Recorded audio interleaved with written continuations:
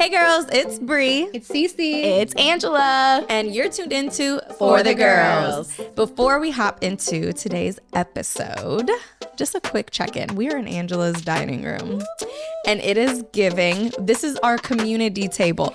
All of my friends, me, Cece, Angela, my cousin Desiree, we all got this table. It's a phenomenal table. It's a good table. It is great. You inspired us though, Bree. You started us off with it. I was like, It's a great table. It's a great table. It's a great cost. Yeah. Like the cost point, I was like, "Woo, this is good. It's nice." All the other tables were over $1,000. Yeah. Easy. And then the cool thing with this, especially for those of you who aren't watching, you're listening, it's an expandable table. So it starts as a 4-top and goes all the way up to a 10-top. So super cool. Yeah. All right. Side note. Shout out our tables. Thank you, Angela, for letting us film in your home today. Of course. We got to change up the scenery. Yes. And shout out to Sean, her husband, who is cooking a snack for us later and who currently made a bomb sandwich for Dre, and he is in the background Our smacking. producer he's nourishing his body at the moment. All right, so I'm going to read a quick review. This is a review for episode 38, Advice on the Best Self-Care Routines as a Woman. Jazzy says, you ladies are hashtag self-care goals, hashtag mom and wife goals. This episode made me realize I really need to treat myself so much better. Yes to routines. Thank you for this. You know, that episode. So I can relate, okay? Because that episode really triggered me. Yeah, I remember. To really doing some more self-exploration of what I want my self-care routine to look like. Yeah. You guys, I have completely transformed my entire self-care routine. No, she has, y'all. And she's been checking in with us. It's amazing. I am so proud of myself. I am too. I stopped consuming weed. I was sober for 2 months. I'm now drinking again every now and then, but I don't drink any liquor. I only drink wine.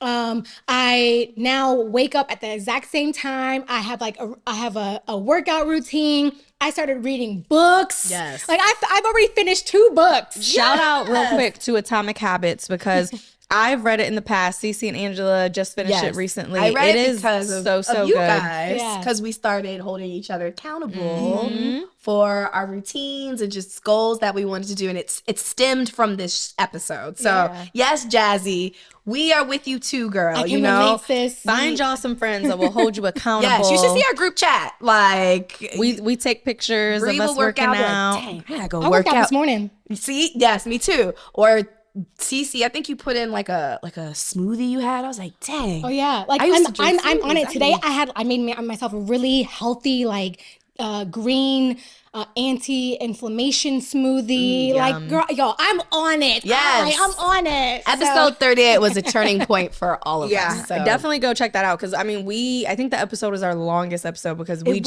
were an going hour. and going. Like Dre's like, yeah, it was.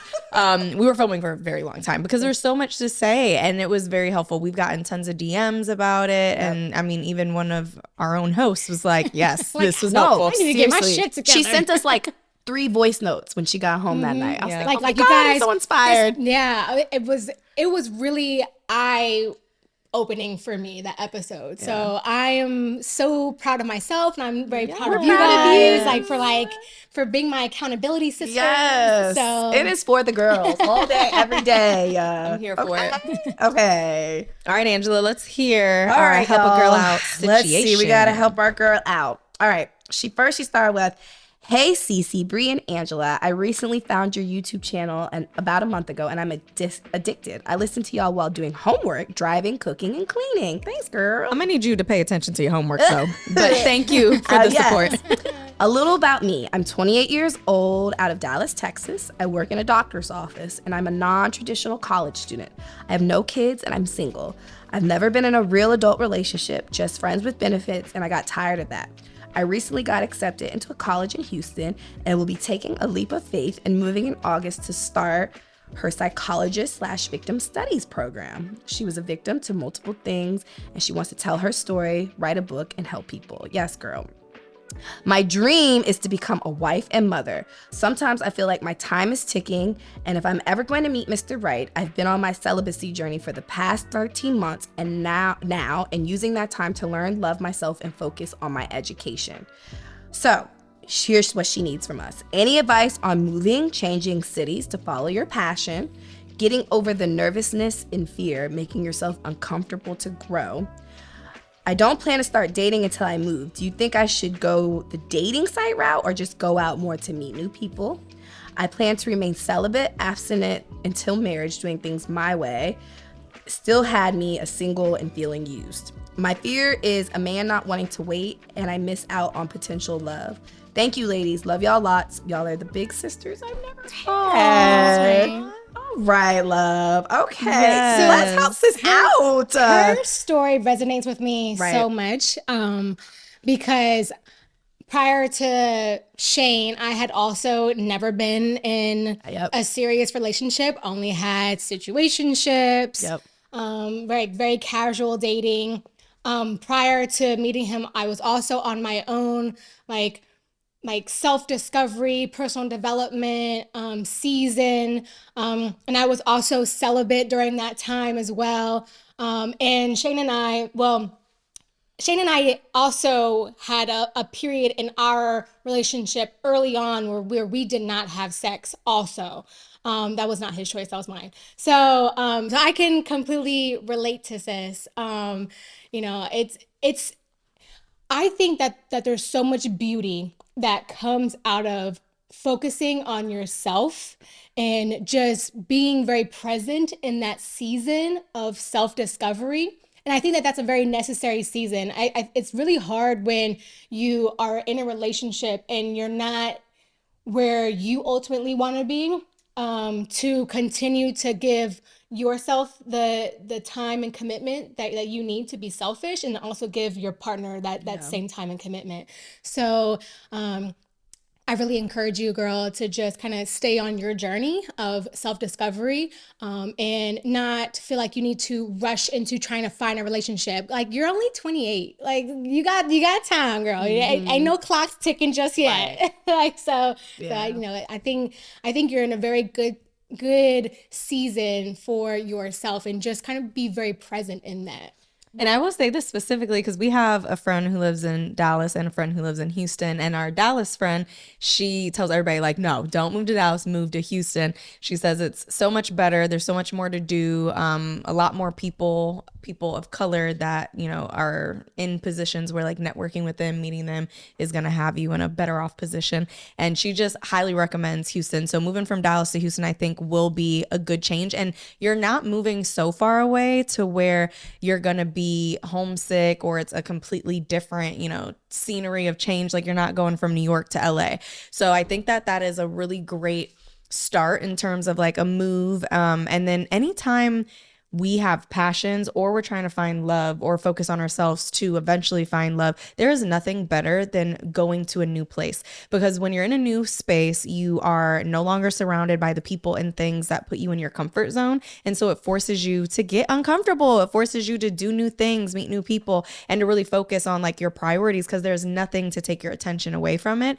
And I can hands down say moving was the best decision I've ever made. And I really didn't move with a lot of like research and time and thought put into it. It was kind of one of those things where I had a good feeling when I was in the DMV and I was like, I'm moving. I want to move. I need a change. I need a fresh start. I want to bet on me. I want to take what I'm doing seriously. I don't want a plan B.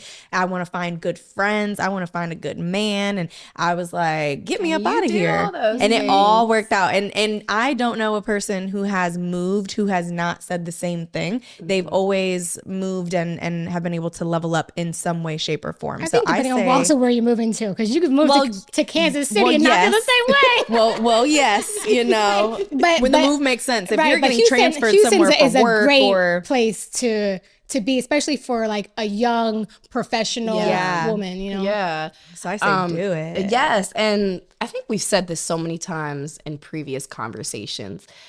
Growth comes out of uncomfortability. You're not going to grow in a comfortable space. You're not, a kid's not going to grow by, a mom coddling them and giving them the same things all the time. They're not going to grow in certain aspects. Maybe that wasn't the right way to put it because we do coddle our kids, but at the end of the day, with Capri, she's not going to grow and experience and learn new things if you're helicoptering around her. Right. That makes it comfortable for her. Right. And it's kind of a similar situation. Someone's not going to grow in a comfortable position. You have to kind of make yourself uncomfortable. And this is what I see our sis doing. And I say it all the time in so many other episodes. Growth comes from uncomfortability. You have to have uncomfortable conversations. You have to be in uncomfortable moments. I'm not saying put yourself in dangerous moments, most definitely. But I don't think growth happens unless you put yourself in a place where it can start. And I think that's an uncomfortable position. Yeah. And to kind of piggyback on what you said, you are only 28. I hate that time ticking thing. I know someone who just had a baby and she was 41. Yeah. I know Me somebody who is 34. And I know you mentioned dating sites. Someone really close to me, actually Alina's godmom. She, this time last year, I know. Just met a great guy. I know I was trying to hook her up with somebody. And I was like, dang it. She got snatched up. Bree knows how I feel about her. I love love. That's God. Like, But this time last year, she kept saying, I'm going to find my husband. I'm going to find my husband. It was just with so much positivity, going through negative, uncomfortable moments. But she continued to put herself in uncomfortable positions. And one of the uncomfortable things she did was put herself on a dating site. which one did she use? Hinge. Is that Okay. correct? Yes. And now she's a passenger princess. This man is always cheating her right. I'm not saying That's that right. it's gonna. Passenger princess. I'm not saying this man is going to marry her. You know what I'm saying? I'm not saying that. But she put herself in an uncomfortable spot and was able to get something that she wanted. She's being treated very well. I think they're actually apartment hunting today. Oh, that's right. So wait, so they're planning on moving in together and Yes. That's exciting. that's amazing. And it was because, she's like, I'm just going to try Hinge. It's so awkward, she said. Has she talked to you about like her experience using dating apps? Yeah, it's pretty bad. It's pretty bad. Because I was gonna say Yes. I have not actually used dating apps more than like Me neither. 48 hours. I think I was on there for like a month. I was on there during for my 2 singleness. days, and I was like, "This is creepy. Get me up." It was just like it was overwhelming. It was like not even like the types of guys I wanted, and I'm not trying to like push you away from it. Dissuade you. Yeah. That was just my experience. I have also heard a lot of successful examples of people coming together on like my brother and his wife met on Tinder. See? And I know someone who just had a baby. She met her husband on Tinder in Yeah. Atlanta. Yeah. Where I heard the scene is I'm crazy. here for it all. I think that you should be open to all the things, but also in a way that's going to protect your peace of mind, because I will say that the dating apps could be very similar to social media, right? Like the constant anxiety over checking and seeing if someone swiped left or however it goes, became a friend or showed interest or messaged or whatever. It can start to mess with your psyche if you're constantly looking for that validation and feeling like that's the only like source of meeting somebody. So I think, get on the apps. We just mentioned a few, like do that for sure, especially when you're moving to a new city, just because it might take some time to transition and get comfortable, like in your new space. You might not be going out as much. You might be focusing on school. So yes, get on the apps, but also go out, do all the but don't things. go out with the intention of just meeting your person. Go out with the intention of connecting with people and just making new relationships in general. Because one thing that I have learned is, I met my husband through a friend who I met a week shy of moving to a totally different college. And had I not have been at that event and walked up to her and said I liked her hair or whatever it was, I wouldn't have met my husband, or maybe not as easily or as quickly. So it's like you never know who you're going to meet that leads you to the next thing. And that's whether it's a romantic relationship, it's a business opportunity, it's a friendship, it is a mentorship. Like it could lead to so many different things. So girl, go out, but keep in mind, like, God's going to have your man. You're going to have your moment. You're going to have your time. Just go in with intentionality of the focus being to connect with other people, and everything else is going to fall into place. But yeah, I would agree. say Yeah, and both. I think that really addresses like new connections. Like it doesn't just have to be a man. Yeah. Like you can meet your best friend. Like And your Right. best friend might meet your man might know for your you. man. Yes. Right, exactly. Like, Yes. I think a lot of women have to get out of this very traditional way Yeah. of how we're supposed to meet our man, Yeah. right? Yeah. And even like dating apps have become our new traditional way. Yeah. Right? Either on Instagram, on Tinder, or whatever. That's not the only way that you can meet your potential forever man Yes. or woman. Like you never know in what realm God's gonna bring him or her to you. Yeah. So as we mentioned, just be open towards attracting new, positive, good, valuable people. And I say valuable because while you're moving to a new city, and Houston's fantastic, there's also a lot of like riffraff in Houston too, right? So you got to intentionally put yourself in spaces that you ultimately want to be in long term, right? That's what I was gonna suggest. Yeah. Like, even like with school, join a club, join like some type of organization where you socialize and That's you network. also going to help with her issue of feeling nervous about getting uncomfortable. Yeah. Like meeting one good person, one good friend, one good accountability partner, just one like-minded individual will help with the nerves of being in a new space and getting uncomfortable. And then in terms of how do you get comfortable with being uncomfortable, I think you have to actually go through something and receive the reward to be like, that was worth it to do it again. 100%. And I've taken very small, calculated risks or things that were uncomfortable. And once I received that reward, it gave me the confidence that, okay, that was worth it. Yes, it was a risk, but look at what I got from it. And then the more that you do it, your life is going to be used to going into uncomfortable spaces because you know the reward is so big. Yeah. And having people around you who support that. Like anytime I'm going to go into something new, the first thing I do is tell my husband and my friends, and having them respond to me, having them give me insight or feedback or their thoughts or whatever, regardless of whether it's on what I'm talking about or it's opposite. We just had a situation like that recently where Cece was like, I don't know, why are you doing that? And I was like, I want to do it. And she was like, I don't know, I think you should do this. And I was like, no, I'm going to do this. And I came back, I was like, girl, he was right. But so having people who will validate you in your rightness and in your wrongness is also super comforting in your uncomfortableness, because you know that you just have support and someone to bounce your ideas and things off of. So I would say for sure, focus on making good friends, and then get in a space where you are willing to make the risk and be uncomfortable enough to get to that first reward. And once you do that, it's like riding a bike. Once you get down one corner, you're like, all right, I can do another street. I can make it to the That's what end I of the think we said this before in a very, very earlier episode. I don't remember it, but I said focus on making good relationships. I don't remember the exact quote, but it was, don't focus on finding Prince Charming. Focus on forming good relationships, valuable, genuine relationships, because not only does that teach you how to make those in the future, whether it be professional, friendship wise, intimate, familial, whatever. If you focus on the skill, it's a skill of forming relationships.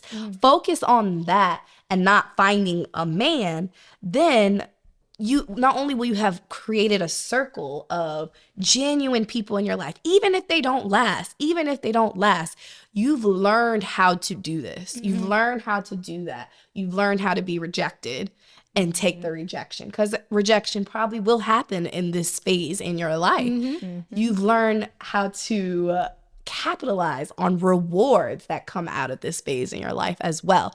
So instead of focusing on Prince Charming, he needs to have this, he needs to have that, he needs to be this, he needs to be that, I'm going to find him here, there, wherever, focus on good, genuine relationships. And I think that will not only help you with your uncomfortableness, but it will also just give you the experience you need to meet whoever it is that is that person. It's just what Brie always says, it gets you ready to receive. You have to learn how to receive. It's that pressure. Pressure makes diamonds. It puts you in the situation to be able to find what you're wanting and manifesting as well. Now, it brings me to like our next topic that she kind of brought up, celibacy. Yeah, I want to talk about this real quick. Yeah. Okay, all right, go ahead, Cece. So because all right, so before I met Shane, I was also celibate on my own personal journey, because similar to our sis, I realized that what I was doing previously was not working for me anymore. It was not working for my season any longer. So I needed to make a shift. I needed to do something that was for me, to kind of almost like level set what I really valued about myself, and essentially reconnect with my morality, because I had lost that for a few years. So I was also celibate. When I met Shane, though, we dated for 2 months, and in that 2 months we did not have sex. But then when we actually became official, like boyfriend and girlfriend, we had sex a lot, like every single day, maybe multiple times a day, the first month. And for me, I realized, okay, I actually really like this guy and I can see a future with him. I can't treat him the same way I've treated every other man before him. Because before I was on my rediscovery journey, I used to view sex very casually, and even used it as a tool with men to be able to get whatever I wanted, right? So, and I didn't like that any longer. Like, that wasn't the space I was in, and that was a very toxic mindset where I was previously. So going into my new relationship, I knew I didn't want to carry that forward.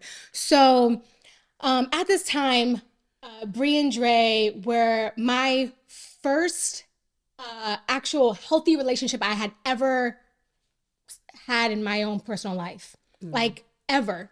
And so they were kind of like my sounding board and my guide of like, this is how a healthy relationship should look like.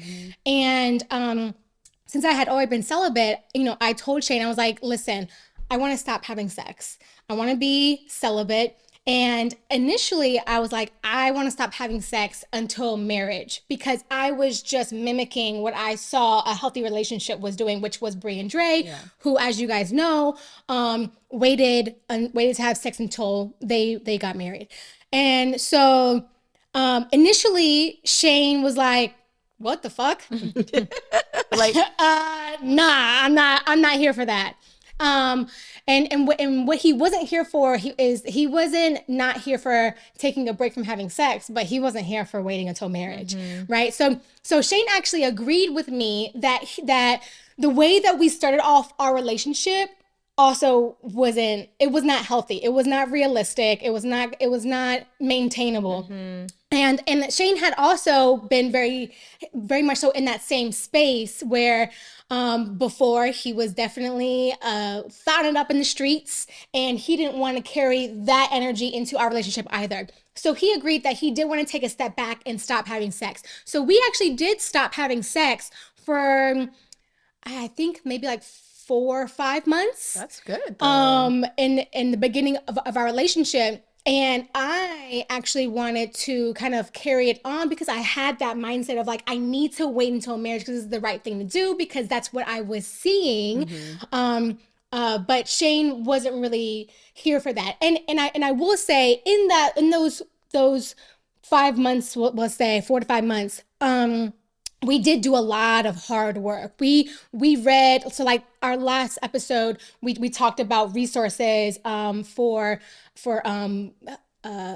guidance in your relationships. And I had recommended this book called The 8 Dates. We had read that. We had started going to couples counseling. So we were already doing the things, and we were already building our tool set. So I actually didn't feel like we needed to wait until marriage. I had only said that because that's what I was seeing in front of me, like as far as like that's what a healthy relationship looked like.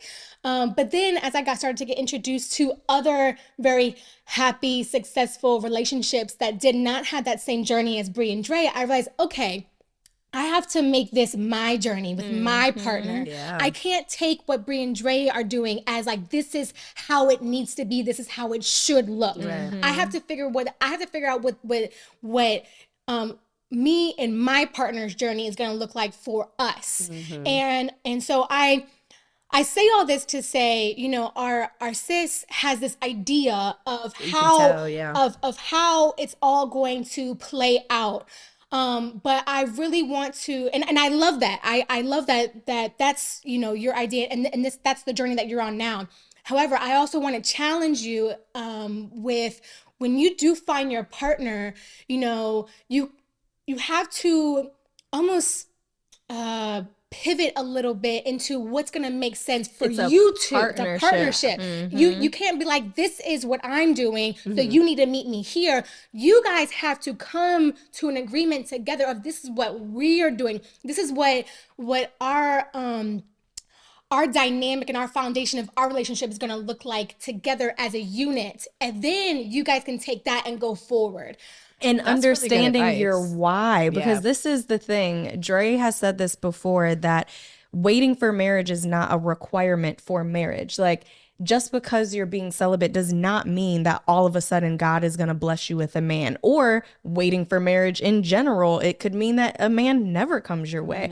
It's not, God did not call anyone to virginity. And so in that, I think sometimes women think, oh, if I just do this. And there has been times where I know women who are celibate and they're saying that they're working on their relationship with God. And in return, it has turned them into this snobby, judgmental, nose up in the air type of person that no good man would be attracted to, because you're not actually working on yourself. What you're doing is creating a boundary and putting up a wall for somebody to get to you, because now, because you're doing this thing, you're so high and mighty and no one can get on your level or can come into a partnership with you. It's now a dictatorship. Right. And so I think it's major that, one, if you do find a man, how Cece was in a situation where they waited, they had sex, and then she asked, hey, this is something I want to do, is that, one, this is how you know your man is for you. Not only did he be honest and say, I'm not really here for that, but let me meet you in the middle. Yes, we can step away from it. And they didn't give a set time frame, but what they did is they came up with a plan and was like, well, what is our reason for wanting to? And this is where Cece was honest with herself and knew that she had an idea of what healthy and happy looked like from a couple that she was using as an example, expresses this to Shane. Shane and her take a step to the side and say, what things do we need to make sure that our foundation is set? What things do we need to make sure that we are for each other and that we are in alignment with where we're going with our relationship?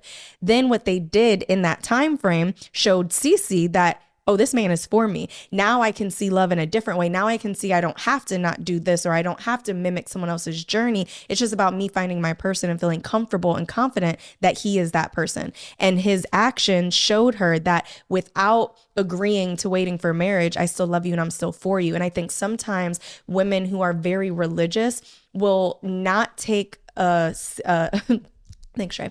Will not take a good man serious because they're not on the same page with waiting for marriage. But if you really ask yourself why, or even if you had a conversation with that man and found out why he didn't want to do that, you know what I mean? Like, take the time to actually get to know somebody and to know their heart. And also stop telling men that you're waiting for marriage on the first, second, and third date, because then what happens is month 3, you're head over heels and now you want to have sex with old boy, but now you don't want to look like a hypocrite. Right. And so then I have seen friends who are on this journey. I'm like, keep yourself journey to yourself until it absolutely needs to be communicated, because what will happen is, for the right person, you will bend sometimes, and that's okay. God will still love you. Like, you have to find your why, you have to find your own journey, and you have to understand that waiting for marriage is not a requirement for marriage, and it does not guarantee you a man. So know why you're waiting and create rules for yourself. I am not having sex because having sex with men is allowing me to give my time and energy to somebody who may not be the best person for me. That's a great reason to not have sex. But then in doing that, what are you doing with that time instead? Because most women will make the first action. They'll say, I'm not doing this because of X, Y, and Z. But then what are you doing in the meantime? Now they're just hanging out with friends, or they're spending nights alone. But what are you actually doing that's bringing a benefit to your life? So that is super important. I love that you explained and broke down that whole scenario, because just because Shane didn't say that he would wait for marriage too does not mean he didn't love you and he wasn't here for you. It just means your guys' journey is different than Dre and I. I think it was really, really important to vocalize that, because I do also hear a lot of women who say, oh, I'm celibate right now and I want to carry this on into my relationship, but you can't expect what you're doing in your personal journey to translate into what you and your partner are going to do and you guys' journey together. That's exactly what I was about to say, because she talked about self-exploration, and that is so important. And you talked about that time. I forgot what you call it, like a detox period, or do you remember what you said? It wasn't the hoe phase? No, not the hoe phase. So I know what you're talking about. So when I first met Brie, her like quote was, take time to date yourself. Yes. Mm-hmm. So you got to date yourself. You have to have that self-exploration time.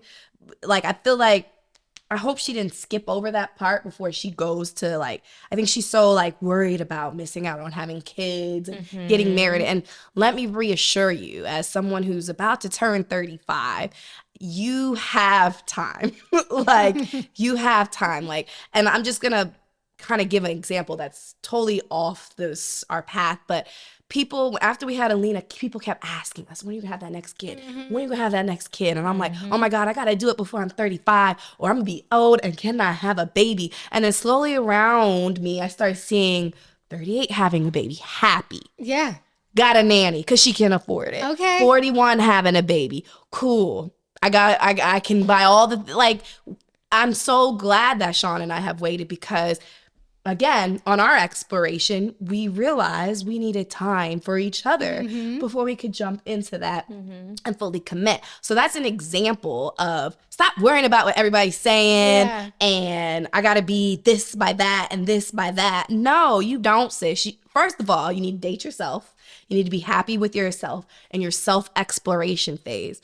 Then next after that, okay, if you want to continue to be celibate, yes, sis. But if it's for you, it's for you.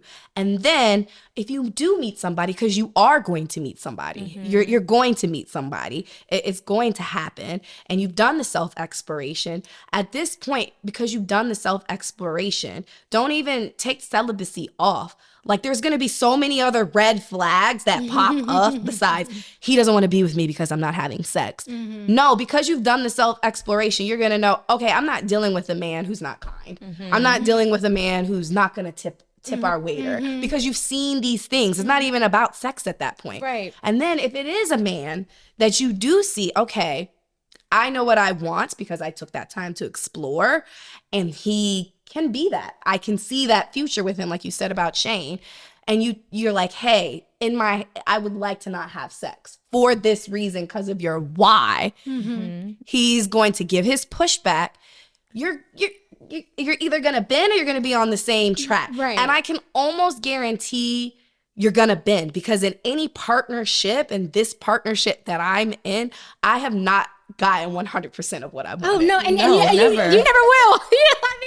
I'm not going to get 100% of what I want. And I'm glad that there's someone to show me the other side of things. Oh, that makes total sense. Yeah. I probably, should wait to have a kid because I couldn't afford the first one. You know what I'm saying? So thank God, we were able to get things cooking and we're in a better place, and we were able to do things after that. And now, we are seriously just enjoying our time with each other. Yep. I'm not following this norm of I got to have another baby within such time before you turn 35 and all of that. No, I'm going to do it when me and him feel it's right for us. Yep. And that's me and Sean. Right. You and Shane are different.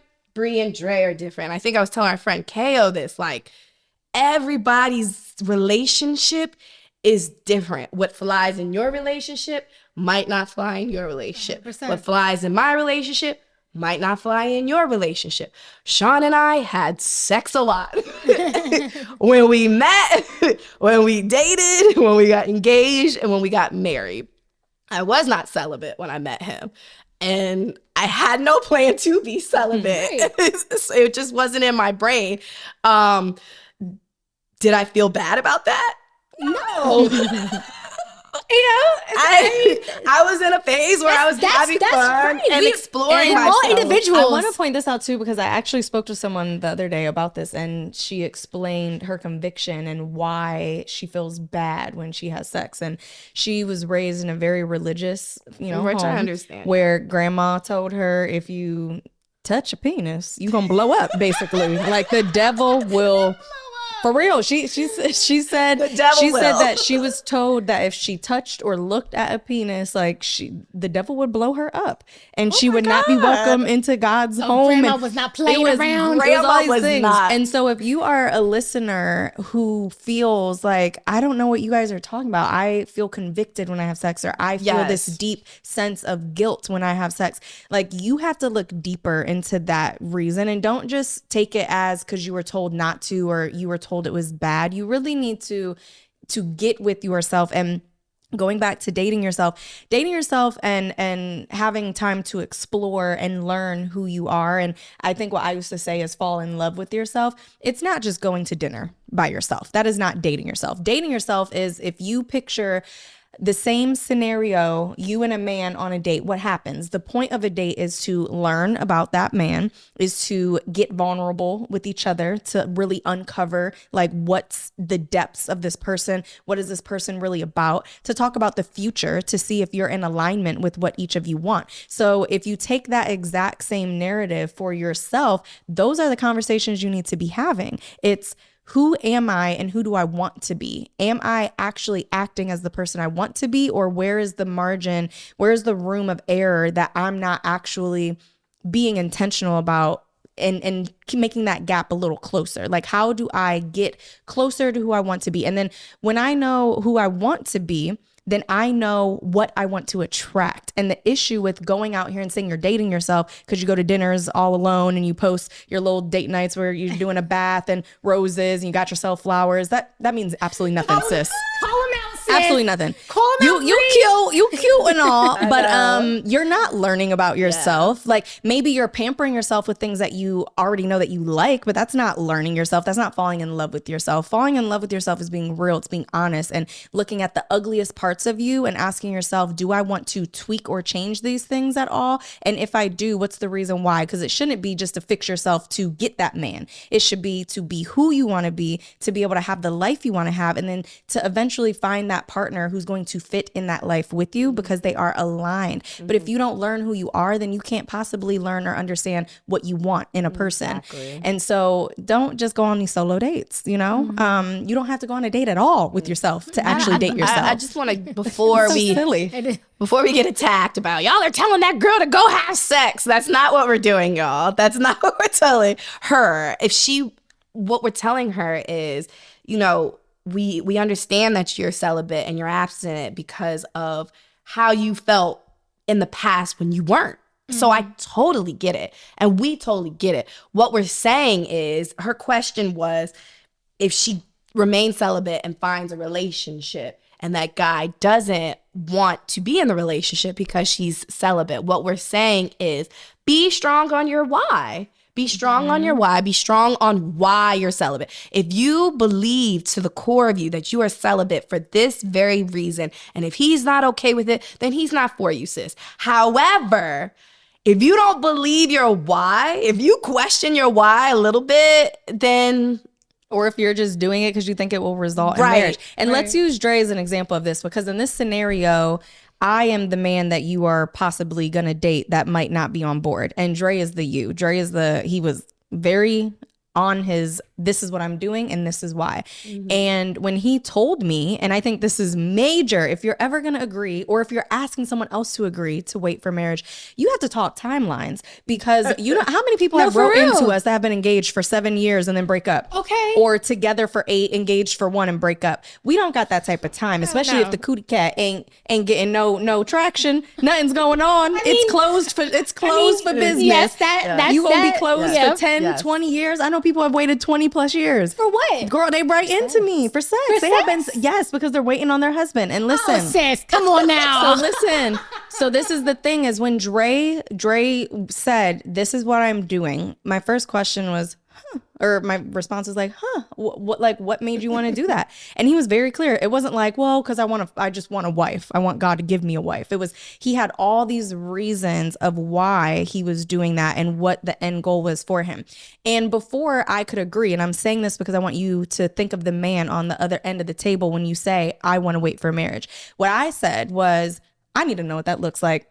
How long does it take for us to date before we're Shane engaged? said the same thing. He was like, how long you, he was like, I'm not waiting for marriage. The thing is, y'all spouses loved you so much that they gave you that timeline. It shouldn't have been like however they were real. Because the thing is when I had to ask myself, right, and this is what's gonna happen if you're dating a man and you're giving him this news, he's gonna want an idea of what the heck you're talking about. The idea of just waiting for marriage, that sounds crazy to most people. To a lot of but people. If you're able to break it down and say, for me, the dating phase, like I think I need a solid year of consistent, intentional dating before I could even think about engagement. And then once engaged, I want to be engaged and do, marriage counseling and all these different things for at least another year.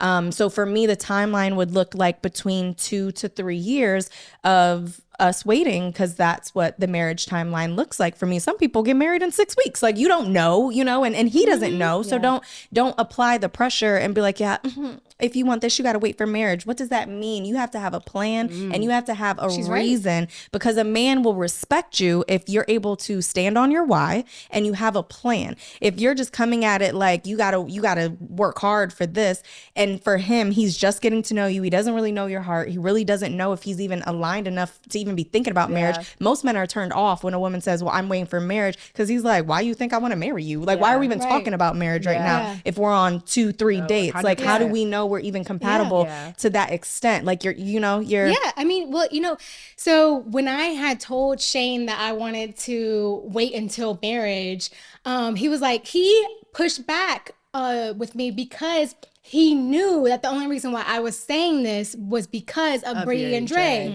not because I had a very strong conviction around waiting for marriage. He's like, you only saying that because that's what you see your friends doing. He's like, I respect a part of why you feel like you want to stop having sex, and in that we can like take a break. But the whole waiting for marriage thing, he's like, we're not doing that, and he was like, and honestly, I don't even think that that's really what you want, which he was absolutely right.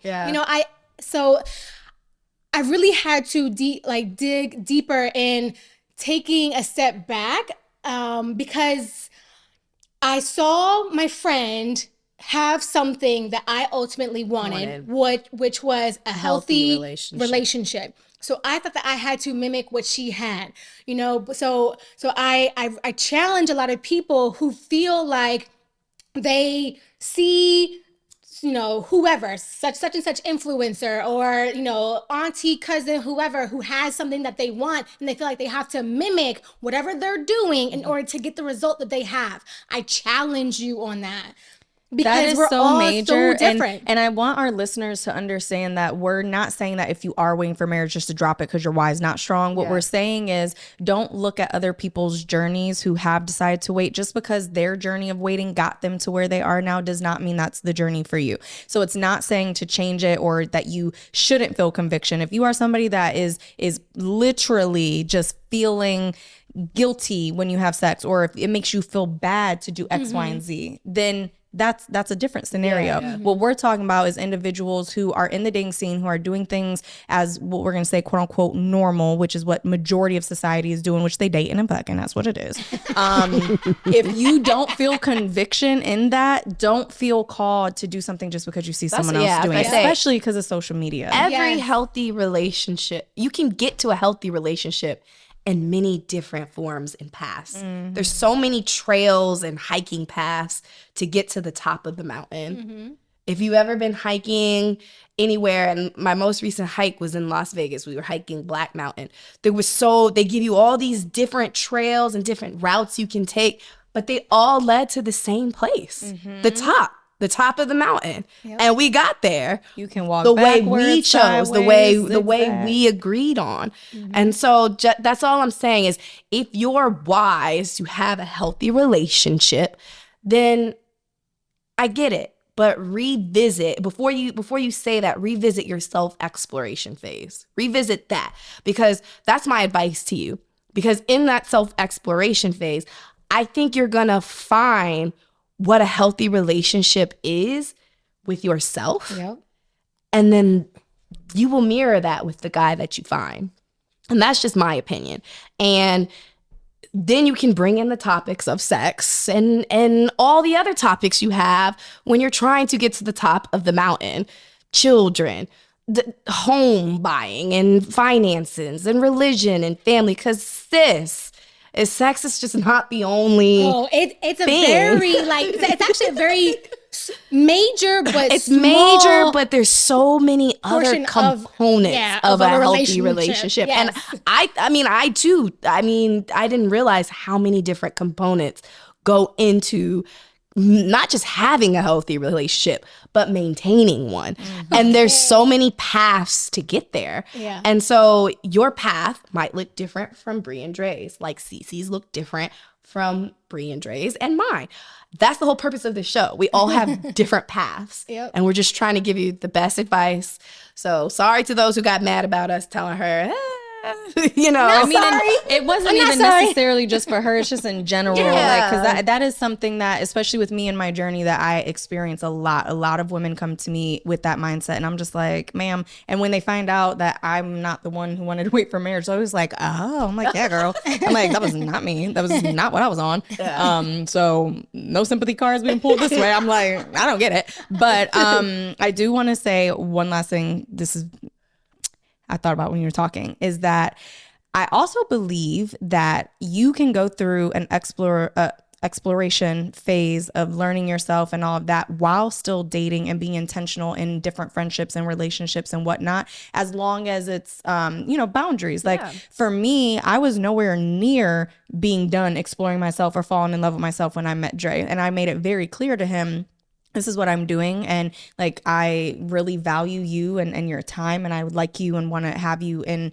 my life. But, like I made that friend situation very clear, where like, it's not like we were crossing boundaries that would put any confusion in the air. It was like, I do like him and I could see myself dating him. So I want to keep him around as a friend. And while I was continuing my journey of exploring and learning who I was, I saw the partner that I now have, which is someone who is super supportive, someone who is super patient and understanding. I could be honest and vulnerable about what I was feeling, what I was thinking, even the things that most people will be like, or you sure you want to tell me that? I'm like, I was giving him my rawest thoughts and emotions at all times, because why? He was a friend. There was no label on us that gave me this feeling of having to tiptoe around something or feeling uncomfortable. So I do think that you can date somewhat. And what I mean by that is you can still go out, meet people, have connections, have relationships, be texting someone, getting to know someone on your dating apps and things like that while still learning who you are. You absolutely can. I think women go through this thing, kind of like we guys mentioned earlier, where it's like this detox of like, I'm not talking to nobody because I got to really learn who I am. You will never stop learning who you are. Yeah. You will constantly change. You will constantly evolve. You will be different year after year after year. So it doesn't make sense to shut yourself down from the world or the opposite sex just because you want to be so gun-ho on learning yourself. Learn how to be a grown-up and learn yourself while still managing a world of normal things, like conversations, going out, attending things. And I understand sometimes, taking a weekend where it's like, all right, this weekend phone is off and I'm just going to reconnect with myself. Cool. Don't do that for months. It's silly. And then it's awkward when you try to get back into the dating scene and, you haven't done it in a while. So now you're nervous. But I did just want to say that, because when I was going through my self-exploration phase, I wasn't having sex with men, but I was absolutely dating men. I was still going on girl. Well, first of all, your girl like to eat, so say the right restaurant and it's a yes. It's a yes for me. It don't matter what you look like, what you drive, what shoes you wear. I'm like, I like that place, we can go there. And worst case scenario, I got a cool friend, Yeah. So definitely be open. Don't just close yourself off, because what you actually end up doing is learning more about yourself by putting yourself in different relationships. So, or in like like you said, uncomfortable situations. And I just want to continue to commend her for moving. Yeah. And starting new. Girl, you are not starting from scratch. You are going to start from experience, honey. And just, yes, it's going to be awesome. Life doesn't get better by chance. It gets better by change. So, and I always get real irritated by people who like continue, and myself included, because I am one of these people who do that at times, who continue to do the same thing over and over and over. What do they say? Insanity is doing the same thing over and over, expecting a different outcome. Like that's just not what it is. So I'm gonna commend you for step one, change, for bettering your life.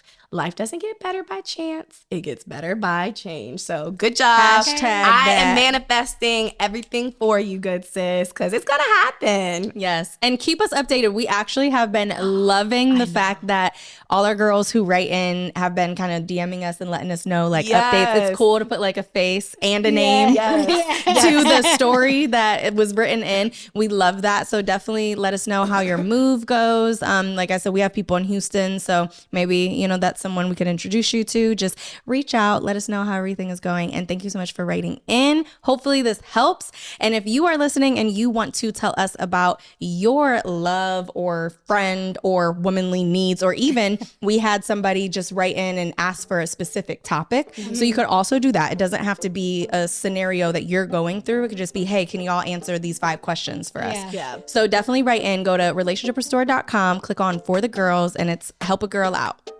Yeah. I'm forgetting one thing. Follow us on Instagram at Relationship Restored, at Cece Costin, at Angela Hannah, and at Brianna Aponte. And until next time. Bye. Ta-ta.